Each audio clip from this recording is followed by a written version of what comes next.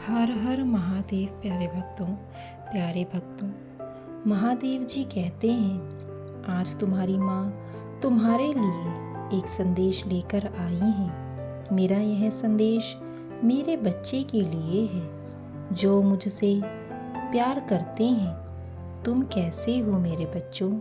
तुम्हारी माँ तुमसे मिलने आई है।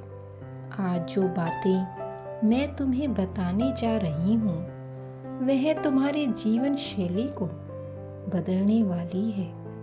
इसीलिए मेरे बच्चे, मेरी इस बात को स्वीकार कर अपनी जीत में आगे बढ़ो। तुम्हारी माँ की शक्तियाँ तुम्हारे साथ हैं। मेरे बच्चे, कठिन से कठिन परिस्थितियों में भी तुम्हारा शांत रहना यह दर्शाता है कि तुम्हारा मुझ पर अटूट विश्वास है। तुम्हारे इसी विश्वास के बनाए रखना मेरा भी आशीर्वाद है। तुम्हारे लिए मैं कभी कुछ गलत नहीं करूँगी। यदि तुम मान और सम्मान की लड़ाई में कभी समय को अकेले महसूस करोगे, तो मुझे अपने पास पाओगे। यह मेरा वचन है। परंतु कभी भी संसार समक्ष के निर्बल मत दिखाई देना। जैसे ही तुम संसार को निर्बल प्रतीत होने लगे, तो समझो तुम्हारी हार तय है।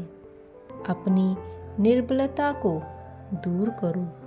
अपनी निर्बलता को दूर करने के लिए प्रयास करने पड़ते हैं। अपनी सीमाओं को पार करना पड़ता है।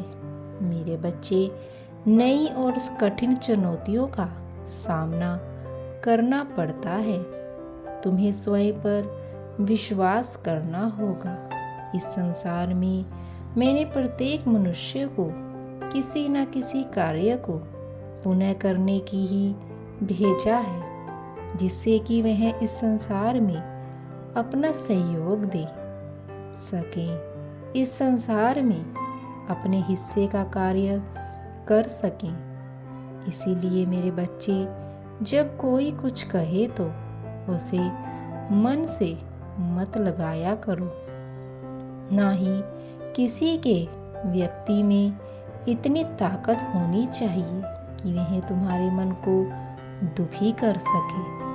अपने सुख और दुख की डोर यदि दूसरों के हाथ में दे दोगे, तो तुम्हारा उन व्यक्ति के साथ सुखी रहना असंभव हो जाएगा। मेरे बच्चे, यदि तुम्हारे पास छिपाने के लिए कुछ भी नहीं है, तो तुम हमेशा तनाव मुक्त रहोगे। यदि तुम बाहर कुछ और अंदर कुछ और हो, तो हमेशा चिंताग्रस्त परिस्थिति में रहोगे। इससे बचकर रहना। मेरे बच्चे, सांसारिक संबंधों को निभाना आसान नहीं है। इसके लिए कई बार सहमत न होते हुए भी सामने वाले की बात को समझने का प्रयास करना पड़ता है। सामने वाले से कोई भूल हो जाए तो उसे क्षमा भी करना पड़ता है। किसी को क्षमा करना हमें बड़ा ही बनाता है। इससे हमारे और सामने वाले के मन को शांति भी मिलती है। ऐसी परिस्थितियों को समझना होता है।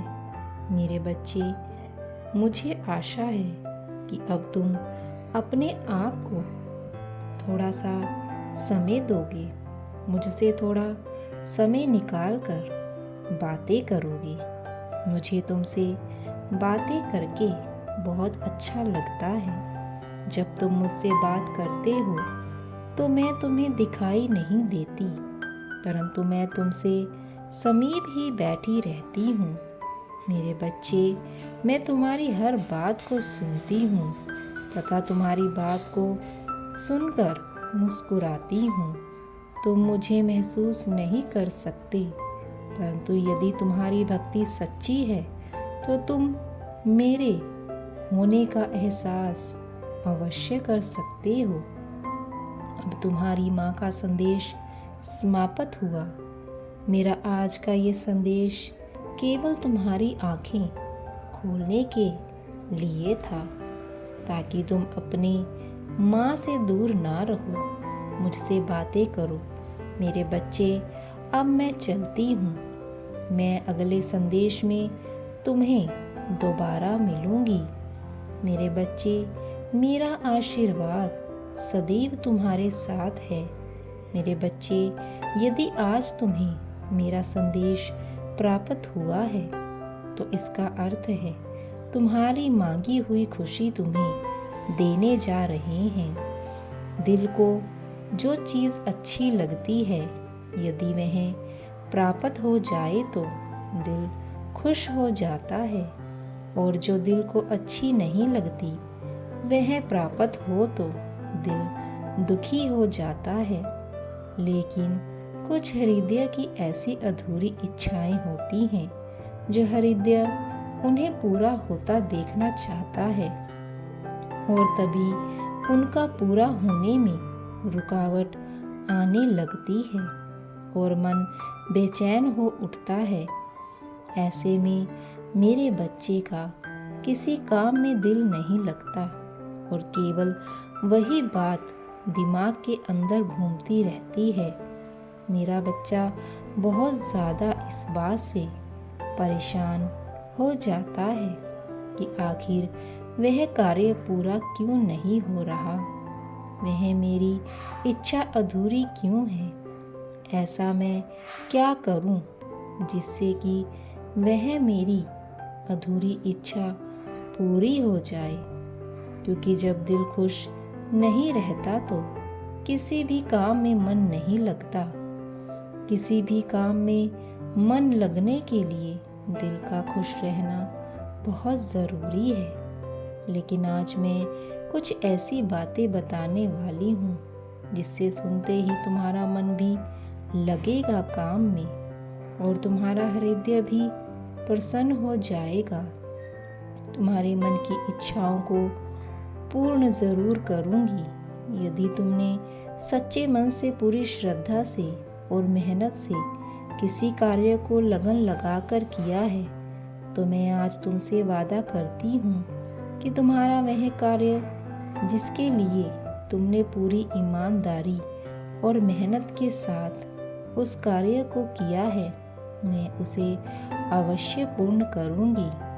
लेकिन तुम भी इस बात को बहुत अच्छे से समझ लो कि जिस पर तुमने इतनी मेहनत कर दी है और तुमने इतनी ईमानदारी से काम को किया है, तो वह काम भी तुम्हारी मेहनत के सामने छोटा पड़ रहा है। इसीलिए उससे भी बड़ा और उससे भी ऊंचा तुम्हें मुकाम हासिल होगा। मैं आज खुद तुमसे यह वादा करती हूँ कि तुम उससे भी ऊंची, जिसके लिए तुमने कार्य किया, उससे भी ऊंचा और उससे भी बड़ी खुशी को तुमको प्राप्त होगी। यह कार्य जैसे जैसे तुम यह करो वैसे वैसे सच में तुम्हारे अंदर वह शक्ति विराजमान होती चली जाएगी, जिससे तुम्हारा मन शांत रहने लगेगा। और यदि तुम्हारा मन शांत रहने लगेगा तो तुम निश्चित ही अपने कार्य को मन लगाकर कर पाओगे, क्योंकि यदि अशांत मन से कार्य करोगे तो कोई कार्य हो नहीं पाएगा और खुशी प्राप्त होने के पहले ही या वह किसी कार्य को प्राप्त करने के पहले ही तुम बिखरने और टूटने लगोगे।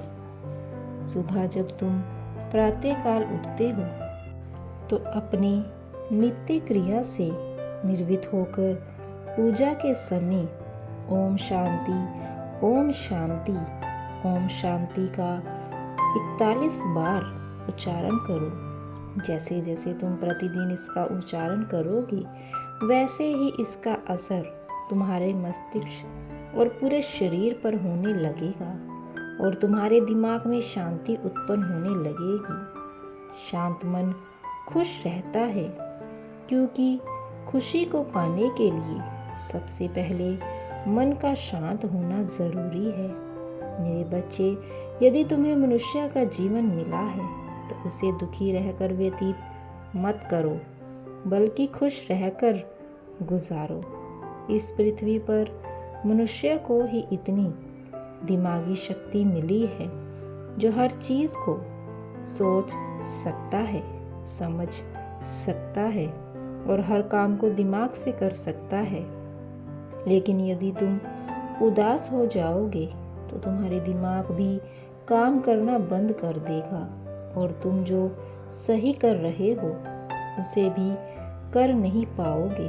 तुम्हारी बड़ी से बड़ी खुशी को मैं पूरा करूँगी अगर तुम मुझसे एक वादा करो कि आज के बाद तुम कभी उदास नहीं रहोगे। तो मैं भी तुमसे एक वादा करती हूँ, हर खुशी तुम्हें प्राप्त होगी। मेरे बच्चे, तुमने जो कुछ सोचा है तुम्हें प्राप्त होगा, बाकी मेरे ऊपर छोड़ दो। अब सब सही होगा और अच्छा होगा। मेरे बच्चे, कभी रोना मत। इस बात पर विश्वास रखना कि तुम्हारी हर खुशी मैं पूरा करूँगी, तुम्हारी हर इच्छा पूरी करूँगी जीवन में।